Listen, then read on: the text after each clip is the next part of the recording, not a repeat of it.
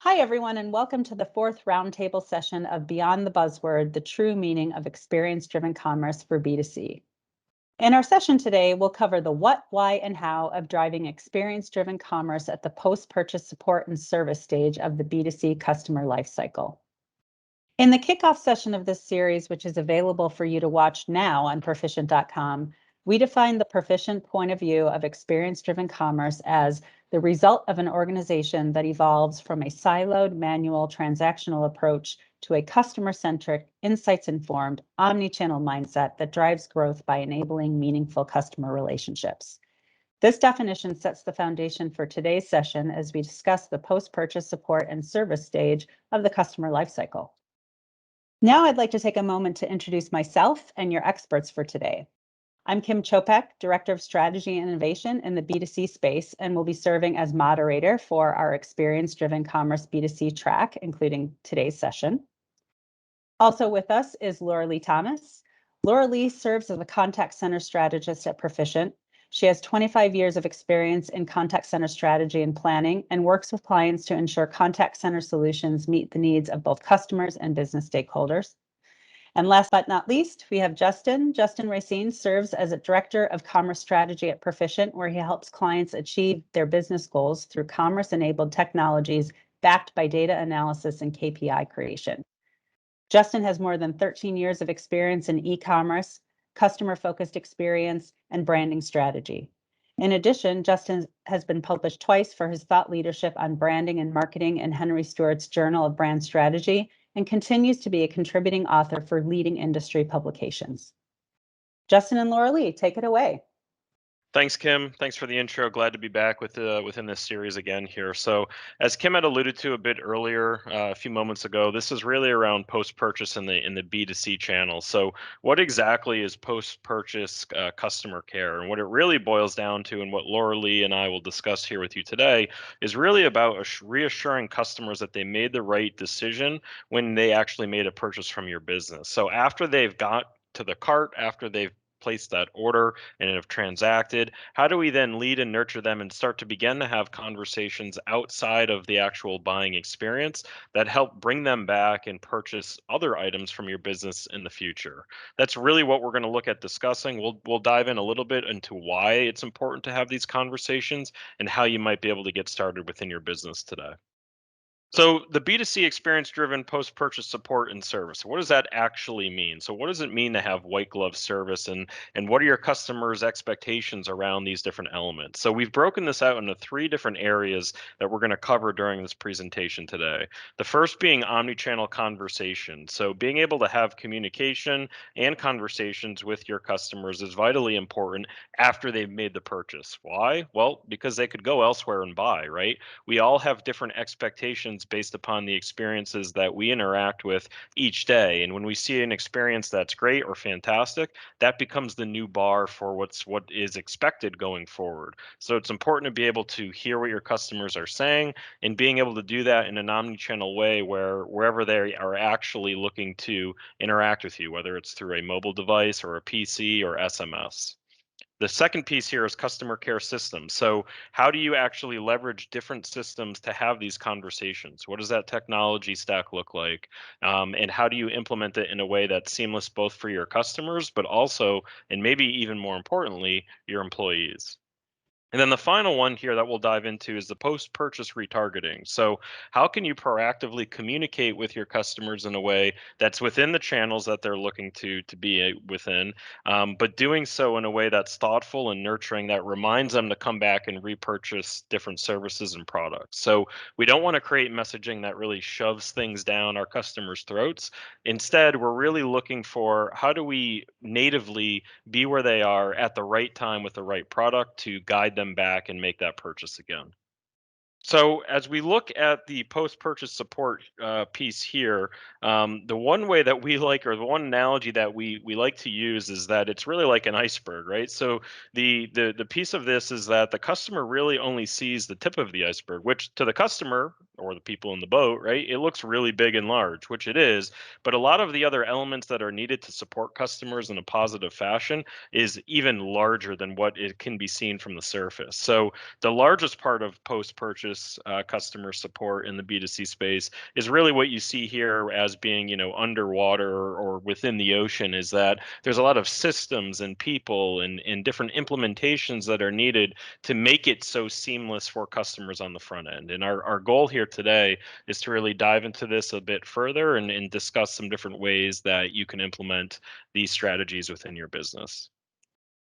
Now I'll pass it to Laura Lee, who will talk a little bit further around the emotional consumer and how this initial contact can actually progress to action.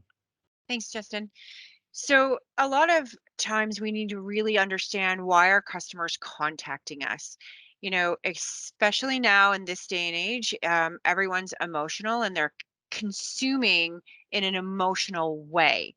So, we really need to understand the psychology of why people are contacting us and what we need to do to be able to reduce the length of that call time when they do reach out to us, because we all know customer frustration equals longer call times. We've all been there, we've all done it. So, what we want to be able to do is make sure that on initial contact, we're um, addressing our clients by name and we're presenting to our agents previous dialogue. So, if I've contacted you before, you need to know who I am. So, we also want to make sure that after initial contact, immediately after, the messaging, the consistent messaging across any channel is there. Self-service, IVR, voice video, callbacks, whether we're co-browsing, all of that dialogue needs to be consistent so that me as a consumer, no matter how I'm contacting you, I'm hearing consistent messaging. We also want to provide recognition. So we want to know and understand our customers.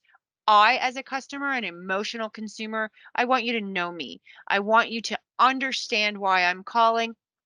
I want you to be able to see the notes carried forward from my other conversations I've had, if I've had conversations in the past. I have a note here. Why am I calling? You tell me. It's really important these days to be able to recognize, identify, and understand your consumer. And I want you to be my company. More so now than ever, I need to feel as a consumer that you understand me and you're my company. Um, and then the care portion of this. How complex is this resolution? And is the path to this resolution clearly communicated to the consumer? Is the customer satisfied? And are we using sentiment and analysis to understand if they are really happy or if they're just saying they're happy and then going to attack us on Twitter or some other form of social media as soon as we've hung up the phone. Real-time sentiment analysis is amazing to help us understand the tone of our customers. And then action. We need to escalate this to an action. So we need to make sure that important milestones are sent via SMS or email. Every stage of care is communicated. Is any change to my care plan that you previously communicated to me, is that also communicated to me? Because I want to make sure that everything is as you said it would be. And if you keep me informed as an emotional consumer, I'm less likely to call you back. And that's key here. We want to make sure that we are reducing call times. So, the big so what of why. This is interesting lately. We've got some really great stats coming out from the last 18 months, and 95% of consumers say that customer service is important for brand loyalty. 64% of consumers rank customer experience ahead of price. 64% will pay more. 75% of customers are willing to spend more money to buy from companies that give them good customer experience. See the trend here? We've got everyone saying that experience is driving their purchasing. Thanks, Justin.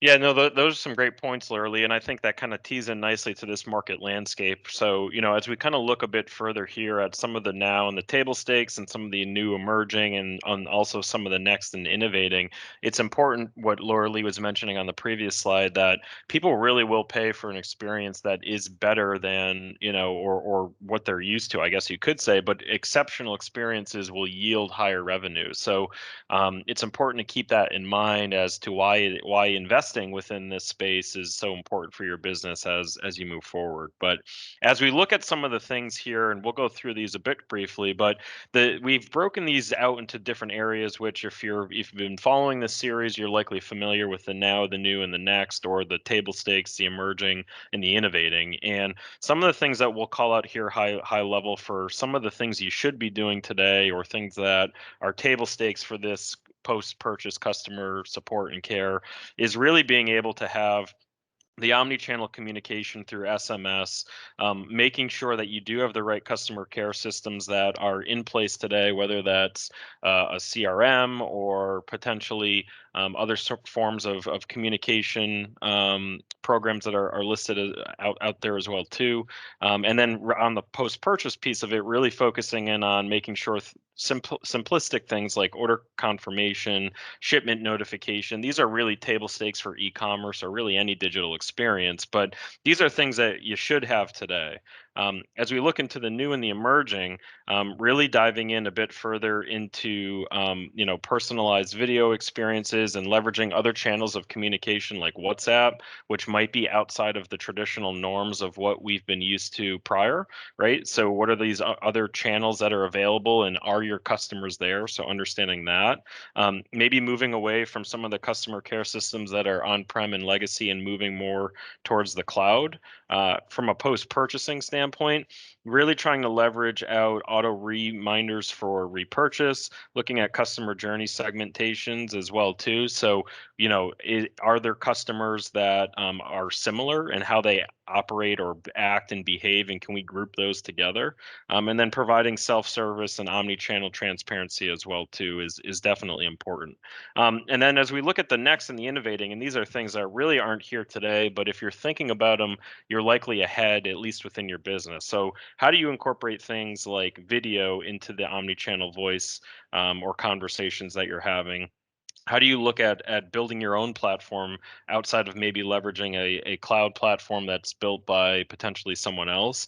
And then really getting into the post purchase would be for the innovating around, is there a way to do auto order fulfillment where essentially orders just go on their own and there's really no interaction from customers? The AI knows exactly when orders need to be shipped based upon prior purchasing experiences, and looking at leveraging other things like categorical recommendations. So maybe there's certain categories of product that you want to recommend based upon other makeups of that customer and their demographics and things that likely should be purchased together. So these are themes that we'll kind of touch upon here a bit further, but I'll also pause, Laura Lee, if there's anything that you want to add in on the customer care systems or the omni-channel pieces, as I know that that's a lot of your expertise here too. Yeah, thanks, Justin. I think I'm just going to have just take a moment to talk about next and innovating. When we're talking about omni-channel and we're talking about video, I really want to just say that there's a couple of great use cases for video out in the market now that came about because of COVID, but are going to stick around. And one of them is teledentistry. That was a industry that was hit really hard by COVID, but people still need it to carry on with their orthodontic care. So what we were able to do for one of our customers is provide a teledentistry using Twilio video, and it was great for them. They were able to see their customers. They were able to, carry on with those important appointments for customers. And the other thing that came about was through video that I think is a fabulous use case. and some of the banks are using this today, and that is video tellers for our hearing impaired, um, for hearing impaired customers. It's a great way for a teller, a remote teller, to be able to help a hearing impaired individual over video. I think these are some great use cases, very innovative, very forward thinking, and there's more to come when we're talking about adding video to our omni-channel servicing. So thanks for letting me just voice my opinion on those. So, Lauralee, I will pass it back over to you to go through some of the real life examples that we have listed here. Thanks, Justin. So I'd like to just talk about a recent implementation that we were able to really help this customer with. They're a high-end retailer. They have projects ranging from 20 to $20,000. So many different needs, and each caller requires a different level of service. So the $20,000 shopper, requires a little bit more white glove treatment, a little more handling, if you will, than the $20 caller. And I'd like to say that all calls are equal, but in some cases that is not actually how it works. So with the $20,000 shopper, we wanted to do some really different routing. We wanted to make sure that that caller had their own agent, so that, when they called in, they talked to Sally every time they call in. So with Twilio Flex, we were able to do that for them. They had previously a legacy system, and it wasn't able to give them web chat or email. So we wanted to really amp up the services and engage with customers over multiple channels. We also wanted to move everybody home during the pandemic, which they were not able to do with their current legacy system. So we moved everything home, and we moved everything over to Twilio Flex, all of the voice traffic as well. So what did that do for the customer? Well, that gave them scalability. So during the pandemic, there was busy times and there was increasingly lull times. So they were able to amp up and amp down agents and scale that practice given the moment of needs for the business. So one of our other great projects is a leading athletic apparel company. Their challenge was they had an old legacy system. They weren't really able to engage with their customers on the level that their customers wanted to engage with them. It's a standard story we're hearing a lot today. They had a mobile app, but it had no chat. They weren't able to escalate a chat to a call. They weren't able to create some enhanced search functionality that they really wanted, and they weren't able to use all of their staff efficiently. They had a lot of warehouse staff, and they had a lot of store staff, and what they wanted to be able to do is engage all of those parties with customers who need it to be engaged with in the customer's moment of need, which we spoke about previously. So what we were able to do with Twilio Flex is we were able to enhance the mobile app so that it provided an incredible search engine. So say you're calling in to look for a specific pair of shoes, and they were out of stock in your size and actually in the color that you were searching for. Previously, there was no way to really understand what was available in your size or your color, and in your area, or available to ship from a warehouse. And now what happens with Twilio Flex is when you search for that shoe and it's out of stock, 5 other shoes come up, or 5 other items come up in your size, maybe in that color or a similar color, all available to ship to you easily from a warehouse. And if you don't like any of those options, now you can escalate that chat and that search to a call. And when a call comes in, if the contact center is busy, you may get routed to somebody in the warehouse. And that's effectively using all of the staff across the entire organization to help service your customers when your customers need to be serviced.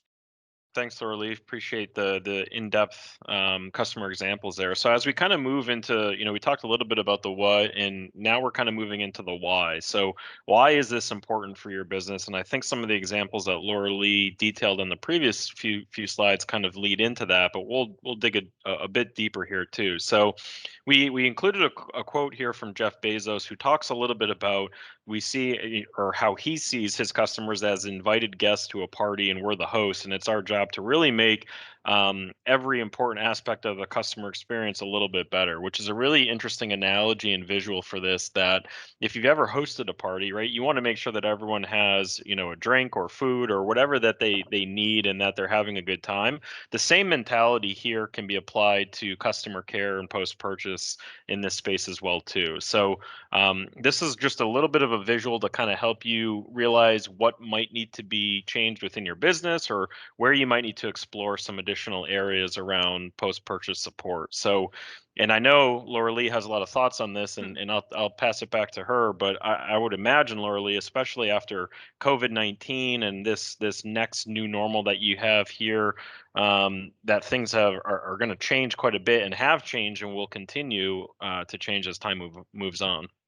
Exactly, Justin. And so, one of the points on here, one of the stats on this slide, particularly that I want to point out, is something that relates right back to what Justin just said. 50% of companies' leaders say that digital adoption has accelerated by 1 to 3 years in the last 18 months. That is actually, it's an insane stat. We all need to amp up our digital adoption in order to keep up with increased demand of our consumers. Customers have decided that the last 18 months have become the new normal. So it's a different world that we're living in now with new behaviors. 20% increase in average weekly support requests since the start of the pandemic. So we're talking about support needs now. We're talking about 50% of customers say that their experience is more important to them now compared to a year ago. And 58% of consumers want another way to get support without calling, which I'm going to pinpoint in on this one a little bit for a second. We want them to get support without calling, because calling us is expensive. If we can meet them somewhere else outside of our contact center, outside of a voice call, then we're actually saving money doing that. So that's something that we really need to focus on when we're moving forward. Thanks, Justin. Thanks, Laura Lee. Yeah, there's some interesting points that you made on the previous slide, and some interesting statistics that apply very well, I think, to why this B2C post-purchase focus is so important. One of the ones I want to call out here is the second to last point here around the competitive landscape, and how it's expanded out. So some interesting pieces around this is that, as you were alluding to, with COVID-19 being such a big part of why this is so important, is there's created an environment where expectations and experiences have expanded. And it's really important that you focus on things like voice of the customer and what your customers are actually looking for, but not only what they're looking for, what channel that they're operating in. Are they coming in from a mobile device? Are they used to going through a PC, and maybe that has changed? And really making sure that you're focusing in on the elements that are important to them, so that not only they have a good experience after they've purchased, but the next time that they're ready to purchase, they look to come back to your business versus someone else. And that ultimately is the name of the game here. So how exactly can this be done, and what are some of the different elements that are needed to be built out to make this a reality? So what we've listed here, and this is just very high level, is the best way to achieve the post-purchase customer support is really being able to identify that moment of need. And Laura Lee, from working with you, I know that that's something that is super important of trying to nail down, and sometimes in a lot of cases, it's not the easiest thing in the world to do. So we're going to discuss a little bit further around how you can build those experiences and leverage technology to really identify what that moment of need is with your customers, and then providing solutions to problems that will ultimately, solve any challenges that they have, but keeping them coming back to your business going forward, so that you can create that relationship with the customer, and they are looking to come to you versus a competitor, which obviously helps your brand loyalty and brand retention. So Laura, I'll pass it back to you to kind of discuss some of these different pathways to simplify service. So, like Justin was saying, everybody has their own moment of need. And just like when we were talking about understanding the emotional purchasing of a person, we need to understand everyone in their moment of need. In my moment of need, I need your website to be easy to find channel information. Why? Because I want to be empowered to be able to drive my own result. Also, have we as a company removed any blockers for our customers to self-service? Because like I said earlier, we do want to reduce call volume. And for our customers, we don't want them frustrated when they first call us or first contact us. So we have to make sure that our IVR is streamlined. And with email, what is our response time? And do we include transcripts when we're emailing? We really need to, again, streamline all of these processes so that we're meeting our customers in their moment of need. We want to talk about chat. Is our messaging clear and consistent? I spoke about that in an earlier slide, making sure that we have consistent messaging. Sounds like a small thing, but it's a really big thing. And in our contact center, do our agents know you? Are we able to provide a path to resolution? I spoke about that earlier on. And all of these things are just optimizing efficiencies and accelerating resolutions for our customers in their moment of need. So, how do we do that? There are 6 standard ways we get to understanding the moment of need and how we interact with our customers. And that is when we as Proficient start talking to you about your contact centers, how many functions are supported, how many agents. I'm not going to go through all of this, but I'm just going to say we get an initial understanding of what you're doing. We talk about your routing. How complex is this? How much information do we need to gather in order from our customers in order to route them to the proper place at the proper time? What channels are we supporting? How many channels can we support, and how sophisticated do our digital interfaces need to be? I spoke about reporting and analytics earlier, and I think it's really, really important. I talk about it a lot.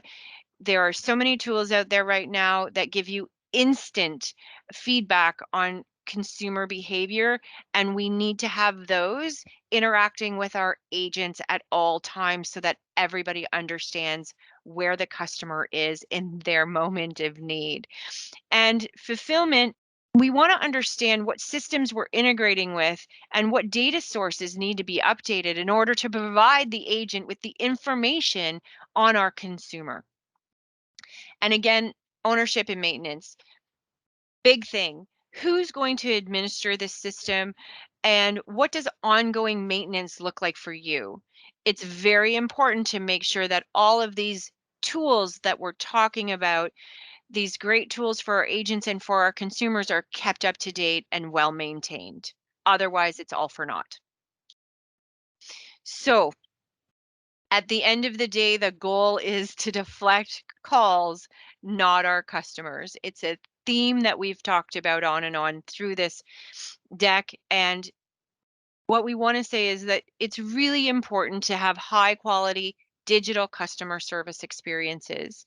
Um, we want to be able to give our customers ability to independently solve their issues and the freedom to communicate through their preferred channel. Super, super important. Again, meeting our customers where they are. Improve satisfaction and reduced call volume. There is a method here. Call deflection is a practical approach to enhancing our customer experience by promoting preferred channels and self-service options for issue resolution. Again, deflecting calls, not our customers. Thanks so much, Laura Lee and Justin. I learned a lot, and I definitely am aligned with deflecting calls, not customers. I really liked the iceberg analogy that, you kind of see the tip of the iceberg when you're talking about customer experience, but below the surface is really the heavy lifting of post-purchase support, which I think is really important. And I think, tying it back to what is experience-driven commerce in general, I think you called it out, that call center is kind of a legacy term and a legacy way of thinking. We need to be thinking contact center. We need to think omnichannel. We need to think about, knowing the customer from all aspects. And I really think, Justin, you hit the nail on the head when we're talking about opportunities for deep personalization post-purchase. I think there's such a drive in personalization higher up in the funnel, but it's not until a customer makes a purchase and starts engaging with you in those support channels that you really get to know them. So I think these are all really, really great takeaways. And of course, we have several ways that Proficient can help you figure out your contact center strategy and your post-purchase personalization strategy. We have our robust customer care practice, which Laura Lee is a part of. We have our experience design practice, which can help design interfaces for both the associates and the customers when it comes to post-purchase support. We have our commerce and digital strategy practices, which can help kind of outline your overall approach. And we have digital experience platforms that can support you in your enabling technologies, and certainly some offers off the shelf that we can help you get started quickly. Thanks so much for joining us today. Thank you again, Justin and Laura Lee, and we will see you at the next and final experience-driven commerce session, which will be focused on loyalty.